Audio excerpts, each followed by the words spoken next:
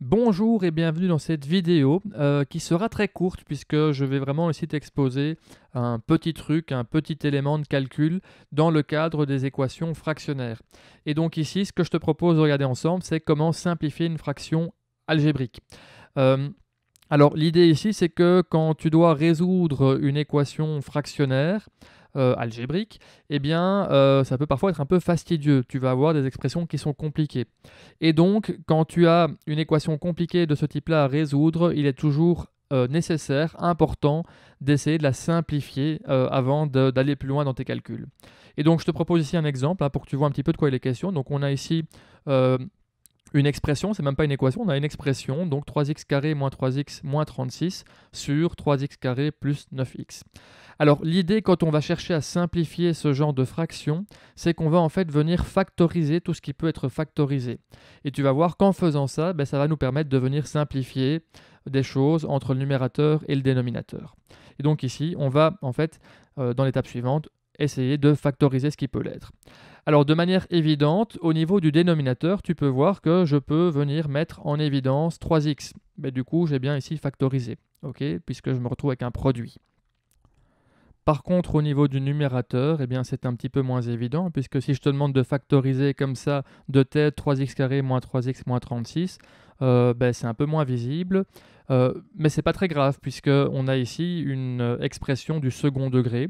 Et une expression du second degré, tu sais qu'on peut la factoriser si on connaît ses solutions, hein. Donc dans ici l'expression que j'ai, ce que je vais vouloir faire en fait, c'est exprimer 3x carré moins 3x moins 36 sous la forme a fois x moins x1 multiplié par x moins x2, où x1 et x2 sont les solutions de cette fonction du second degré. Alors pour ça, on va bien entendu utiliser la méthode du discriminant, hein, donc que je te calcule ici. Donc on a 9 moins 4 fois 3 fois moins 36, ce qui va me donner 441. Ok. Alors après, on va pouvoir calculer nos deux solutions x1 et x2 en faisant moins b plus ou moins racine carrée du discriminant divisé par 2a. Et donc, je t'ai directement indiqué les valeurs ici. Alors ce qui est bien, c'est que 441, en fait, la racine carrée de 441, en fait, ça nous fait 21. Et donc, je peux ici établir mes deux réponses. Donc j'ai moins 18 sur 6 qui est égal à moins 3 et 24 sixième qui est égal à 4. Donc j'ai mes deux solutions ici.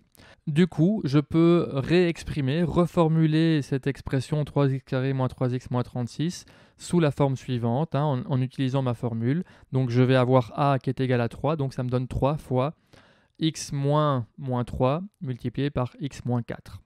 Et donc, ce sont deux expressions tout à fait équivalentes, simplement l'une est la factorisation de l'autre.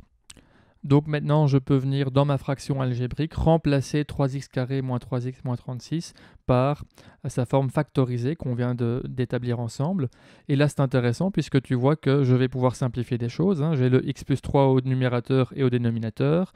J'ai également 3 au numérateur et au dénominateur. Et donc, cette fraction algébrique qui a l'air assez compliquée, assez barbare quand on la regarde de prime abord, je peux maintenant la réécrire sous une forme beaucoup plus agréable et beaucoup plus courte, x-4 divisé par x. Voilà. Et donc tu te rends compte qu'ici, c'est vraiment important de simplifier une fraction quand tu démarres tes calculs, puisque tu vois que ça va te faciliter la manipulation par la suite. Alors ici, on a utilisé la méthode de discriminant, on a également utilisé au niveau du dénominateur la mise en évidence. On s'est rendu compte qu'on pouvait mettre 3x en évidence.